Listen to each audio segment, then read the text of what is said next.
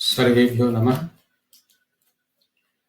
इसके पहले की कक्षा में बच्चों हम सब प्रथमः अभ्यासः का क भाग देखे थे। आज हम ख भाग से उसका प्रारंभ करेंगे, जिसमें हम अकारांत शब्दों की जानकारी प्राप्त किए थे। बहुत सारे अकारांत शब्द और उनका अर्थ, इनकी जानकारी हम लोग प्राप्त किए थे। आज अब उसके आगे का भाग देखेंगे। आप अपनी पुस्तक को जरूर खोले रहें, क्योंकि बिना पुस्तक के वहां आप नहीं पूरी तरह से जान पाएंगे। ये देखिए ख भाग, जहां लिखा है चित्राणि दृष्ट्वा पदानि उच्चारयत। चित्राणि दृष्ट्वा पदानि उच्चारयत, इसका मतलब होता है चित्राणि दृष्ट्वा, चित्र को देखकर, पदानि उच्चारयत, पदों का उच्चारण कीजिए, शब्दों को बोलिए। इसमें बहुत सारे चित्र बने हुए हैं। इन चित्रों को देखें और उनका अर्थ आपके समझ में अपने आप आ जाएगा।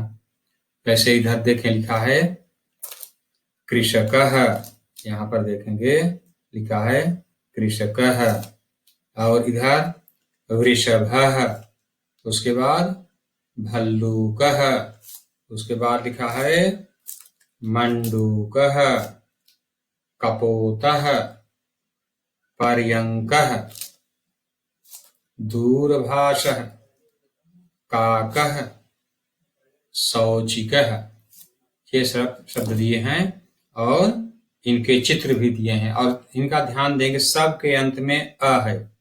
विसर्ग बाद में प्रथमा विभक्ति लगाने के बाद विसर्ग लगता है। मूल शब्द कृषक, वृषभ, भल्लूक, ये मूल शब्द है।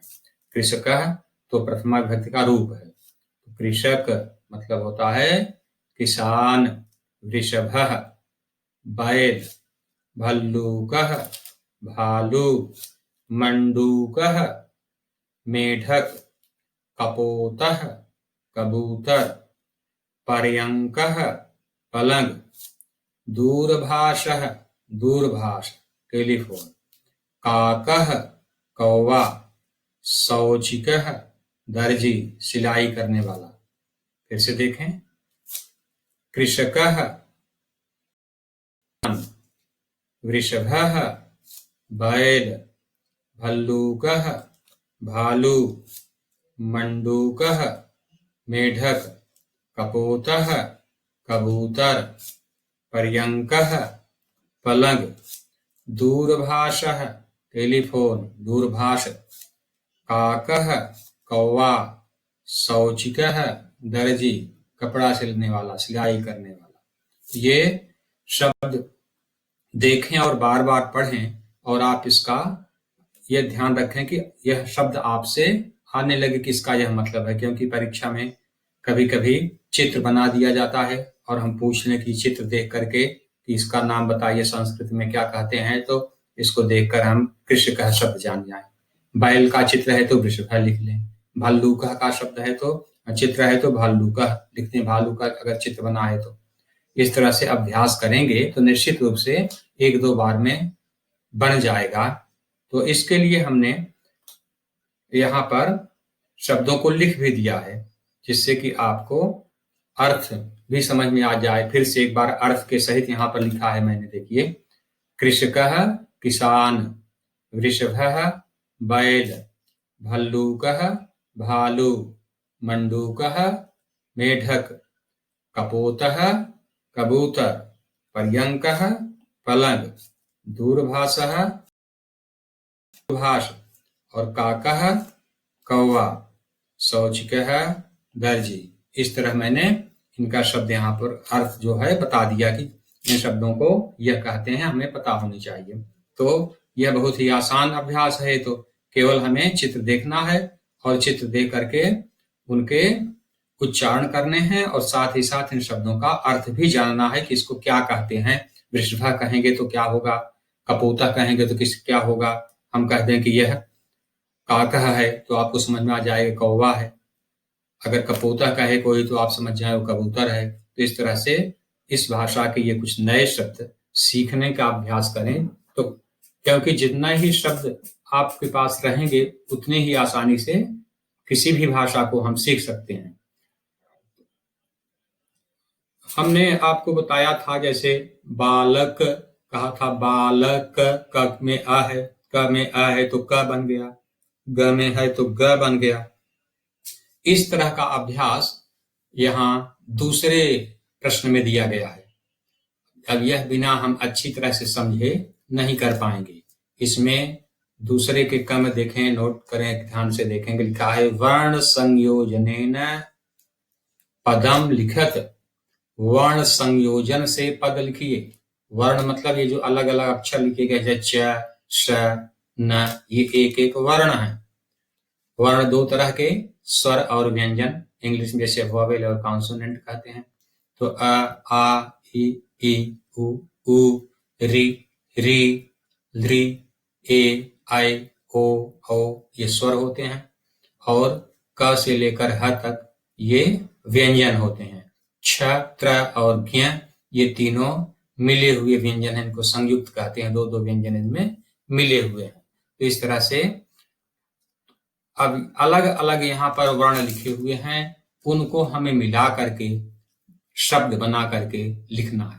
तो इसको समझने के लिए, क्योंकि पहले में, दूसरे में, तीसरे में सभी पाठों में इस तरह का अभ्यास आएगा, अगर हम इसको अच्छी तरह से समझ जाएं बच्चों, तो दोबारा कोई नहीं बताएगा, चाहे हमारे पास जितने भी शब्द आए हम उनको अलग अलग कर सकते हैं, और अलग अलग वर्ण रहे तो हम उनको जैसे अगर हम 1 2 3 4 5 इन सब का टेबल जानते हैं, किसी ने हमें मल्टीपल करना बता दिया एक बार में, तो चाहे जितने प्रॉब्लम देंगे हम लोग उसको करते जाएंगे, नहीं कहेंगे कि तुम नहीं पढ़ाया गया है, क्योंकि वही एक ही नियम है जो सब में लागू होता है। इसी तरह से व्याकरण में भी अगर हम एक बार उस नियम को जान जाते हैं तो चाहे जितने भी शब्द आएंगे हम उनको उस प्रयोग के द्वारा समझ सकते हैं। तो ध्यान से बहुत अच्छी तरह से इसको समझो आप, हमेशा आपके लिए फिर दोबारा समझने की जरूरत नहीं होगी। ध्यान देंगे, क में हम लोग यहाँ का देखें लिखा हुआ है, क में हम अ मिला देंगे। क में जब अ मिले, क केवल नहीं बोल पाएंगे क्योंकि उसमें कोई स्वर नहीं है। क में अ जब मिला देंगे तब बन जाएगा यहाँ पर क। क में अ मिला दिए क। जब क में आ मिला दिए, जैसे कहते हैं ना क में आ की मात्रा लगा दीजिए, क में जब आ लगा देते हैं तब हो जाता है का। क में जब ई लगा देते हैं ह्रस्व ई तो जाता है की। इसी तरह क में जब दीर्घ ई लगाएंगे तो हो जाता है की। क में जब उ मिलाएंगे तो हो जाएगा कु, और क में जब दीर्घ उ मिलाएंगे तो हो जाएगा कु। क में जब री मिलाएंगे तो हो जाएगा क्री, और क में जब री मिलाएंगे हो जाएगा री। ये आपको हिंदी में नहीं मिला होगा पढ़ते समय, लेकिन संस्कृत में दो तरह की री, एक ह्रस्व री, एक दीर्घ री, इस तरह का भी प्रयोग मिलेगा। इसको री कहेंगे तो इसको री, जैसे क्री क्री, इस तरह से होता है। क में ए मिलाएंगे तो हो जाएगा के, और क में अय मिलाएंगे तो हो जाएगा कै, और क में ओ मिलाएंगे तो हो जाएगा को, और क में जब औ मिलाएंगे तो हो जाएगा कौ। आप पहली कक्षा दूसरी कक्षा में इस तरह पढ़े होंगे, क, का, की, कु, क्री, के, कै, को, कौ, इस तरह से इनमें मिले हैं। तो जब एक दूसरे को मिला करके हम लिख देते हैं इसको कहते हैं वर्ण संयोजन, वर्ण को मिला देना। और अलग अलग कर देंगे तो उसको विनियोजन या विच्छेद कहते हैं। जैसे के को कहा कि अलग अलग करिए, तो आप लिख देंगे क धन ए, इसको वर्ण विच्छेद कह देंगे, वर्ण विनियोजन कह देंगे। इस तरह से हम अब क, ख, ग, घ सब का इसी तरह से प्रयोग हो। जैसे एक का बताया आपको, तो ख, खा, खी, खो, खू, इस तरह से हर अक्षर का, हर वर्ण का आप विनियोजन कर सकते हैं। उसके बाद कुछ आपको नई बातें भी इसके साथ जुड़ी हुई हैं, जैसे कं और कह, ये दोनों आप पढ़ते हैं। तो इसमें देखो क में अ है, क में अ मिलाएंगे तो क होगा, और उसके ऊपर अनुस्वार ये लगा दिया गया है तो कम बन गया है। तो कम जब पूछा जाए तो क है, अ है और उसके ऊपर अनुस्वार है। ये कम अलग से कोई ध्वनि या अलग से कोई स्वर नहीं है, क ही है, क के ऊपर अनुस्वार लग गया। इसी तरह क में अ लगाया और उसके बाद विसर्ग लगा दिया तो अह हो गया, तो क में विसर्ग लगा दिया कह हो गया, तो कं कह। कंग में क के बाद अ और अनुस्वार है, कह में क के बाद अ और उसके बाद विसर्ग है। इसको इस तरह से बताते हैं।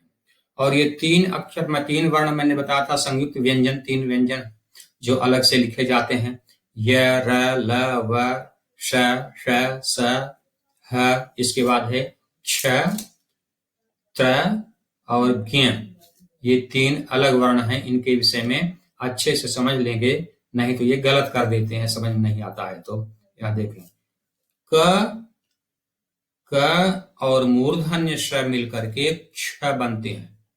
क और मूर्धन्य श मिलकर के क्ष बनते हैं। तो क्ष, और जब क्ष में अ मिला दिए तो क्ष पूरा हो गया। इस तरह से त और र मिलकर के त्र बनते हैं, अ मिला देंगे त्र, इस तरह पूरा हो गया।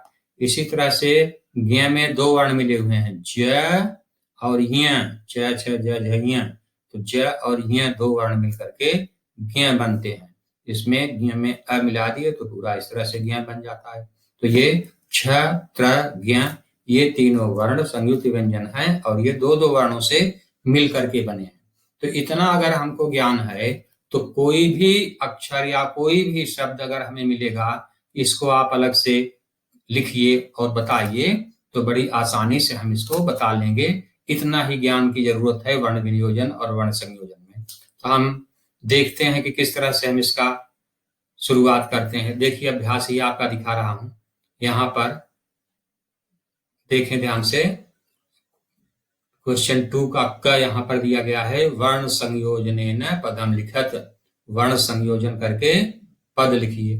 अब वर्ण संयोजन मतलब होता है मिलाना। देखें, जैसे आप ध्यान से देखो, च में अ मिला दिया, च में अ मिला दिया तो च हो गया यहाँ पर।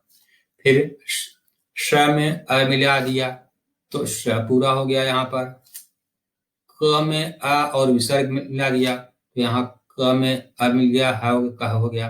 तो च अ मिला करके च, स और अ मिला करके श, और क और अ मिलकर के कह हो गया। तो ये शब्द बन गया चटकह। क्या बन गया? चषकह। च श कह, चषकह मतलब विलास। च में च और अ, श और अ, क और अ है, मिला दिए चषकह, यह शब्द बन गया। अब इसी तरह से आगे ध्यान से देखें, अब अभ्यास कैसे करेंगे हम सब।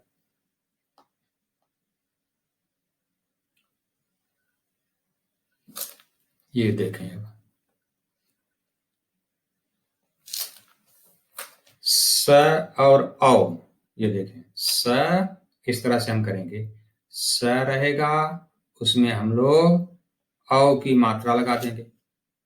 फिर च में ई, च लिखेंगे, उसके बाद ह्रस्व ई इधर से रहेगा, ऐसे मात्रा लगा दिए। फिर क में अह मिला दिए, क लिखे, पूरा क किए, उसके बाद अह मिला दिए। इसको हम लोग इस तरह से बना दिए तो क्या बन गया? शौचिकह। इस तरह से स में औ, च में ई और क में अह मिला दिए तो शौचिकह, दर्जी, इस तरह से शब्द बन गया। देखो, अब ध्यान से देखेंगे आप लोग। स में उ की मात्रा, स में ह्रस्व उ की मात्रा, न में अ, न था, ऐसे था पहले, फिर हम इसके बिना न वाले को हटा करके फिर हम पूरा न कर दिए, उसमें अ मिला दिए, शु न पूरा कर दिए। क में औ की मात्रा लगा दिए, क में औ मिला दिए, मतलब क में इस तरह से औ मिला दिया जाता है, बन गया शुनकौ, 2 कुत्ते। फिर देखें आगे, ध में आ मिलाएंगे, ध में आ मिलाएंगे धा। फिर व में अ मिलाएंगे व में अ मिला दिए, क्योंकि ऐसे हलंत हटा देते हैं तो पूरा हो जाता है, अ आ गया इसमें।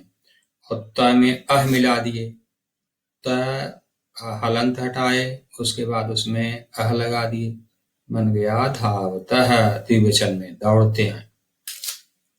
अब फिर देखें व में री, व लिखे, री की मात्रा देखें कैसे लगाते हैं। ये यहाँ जो बना हुआ है यही इसकी मात्रा हम लोग ले लेते हैं, यहाँ पर ऐसे लगा देते हैं, व्री हो गया, व में री आ गया, व्री बन गया। अब देखो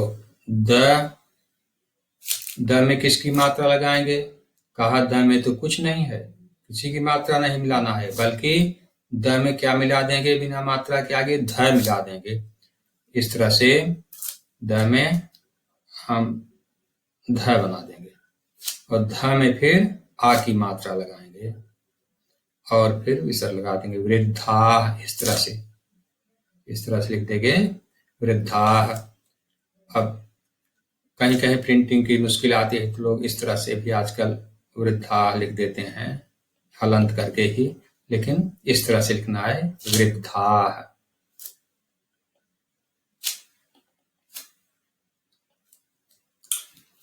अब देखो द ध एक मिला दिया, आ की मात्रा लगा दिया, वृद्धा, क्योंकि जब तक स्वर नहीं आएगा, अलग होगा नहीं, तो दोनों व्यंजन एक मिल गए।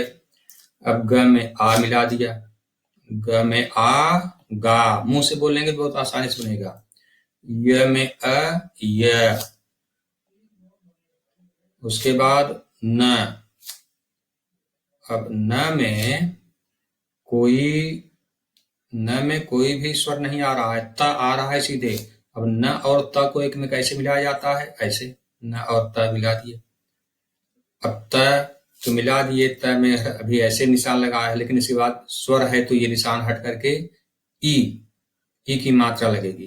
तो ई की मात्रा जो दो मिले रहते हैं उनके पहले से लगती है, नहीं बीच में लग जाएगी, दोनों मिल गए हैं इसलिए स्वर तो पहले है, इसके बाद में आएगा, तो यहाँ ई की मात्रा हम इसको पहले ही लगाएंगे, वहां से नहीं बनाएंगे। ये फिर से बनाते हैं, ये इस तरह पहले, फिर न और त मिला करके फिर ऐसे मात्रा लगा दें, इस तरह से बन जाए गायंती। बड़ी होती तो इधर आ जाता, ह्रस्व ई है तो इधर आता है। इधर आने का मतलब नहीं कि ई पहले हो गया, ई लिखा बाद में ही जाएगा, ये केवल एक अंतर दोनों मात्राओं को बताने के लिए मात्रा इधर लगती है, गायंती, इस तरह से लिखा जाएगा। तो हम अगर ऐसा अभ्यास करेंगे तो बहुत अच्छे से ये करते जाएंगे, इसमें कोई दिक्कत नहीं आएगी। शब्दों को मिलाना, शब्दों को इसमें अलग करना, कोई ऐसी बात नहीं है कि कोई नया आपको मुश्किल फंस जाएगा, नहीं कर पाएंगे।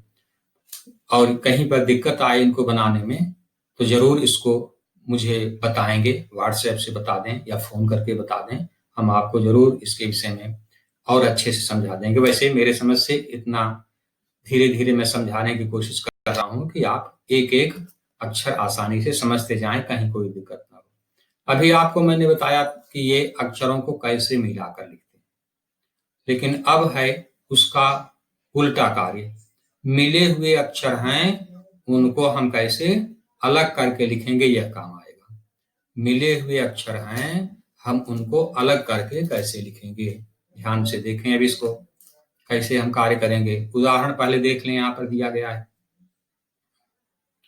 ख नंबर, ये ख नंबर देखें, अभ्यास उसी के बाद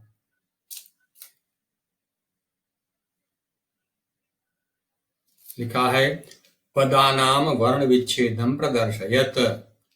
सब पद मतलब जो वाक्य में प्रयोग किए जाते हैं शब्द, तो पदों के मतलब शब्दों के वर्ण विच्छेद को, एक एक वर्ण को अलग करके बताइए। जैसे लिखा है लघु, ध्यान से देखें, एक एक अक्षर, ल पहले देखेंगे, ल में अ मिल गया, ऐसे कर दिया इसको, ल और अ को एक में मिला दिया, तब यहाँ पर देखो ल बन गया। अब अगला वर्ण है घु, तो घु में पहले देखा बताया कि घ में हम उह लिख देंगे तो घु हो जाएगा, घु यहाँ हो गया। इस तरह से ल में अ और घ में उह मिला करके ल घु यह शब्द बनता है। इसी तरह से हमको समझाना है।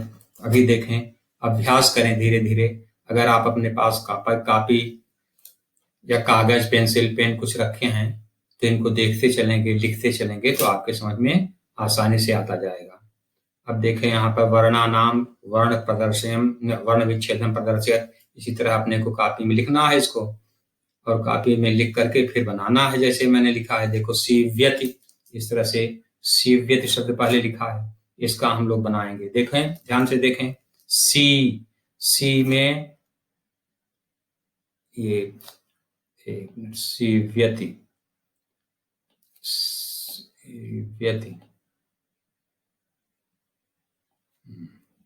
इसमें स है और स में मात्रा है किसकी, ई, दीर्घ इकार की। इस तरह से देखिए, ये है, ये पहला अक्षर हमने लिख दिया, पहला अक्षर हो गया क्या, सी। अब उसके आगे देखें, वह है, अभी वह में कोई स्वर मिला नहीं, वह में कोई स्वर नहीं है, इसलिए तो जाकर यह से मिल गया है, तो यह है। उसके बाद अब इसके बाद स्वर आया है अ, ये, इसके बीच में हमें अभी धन का भी निशान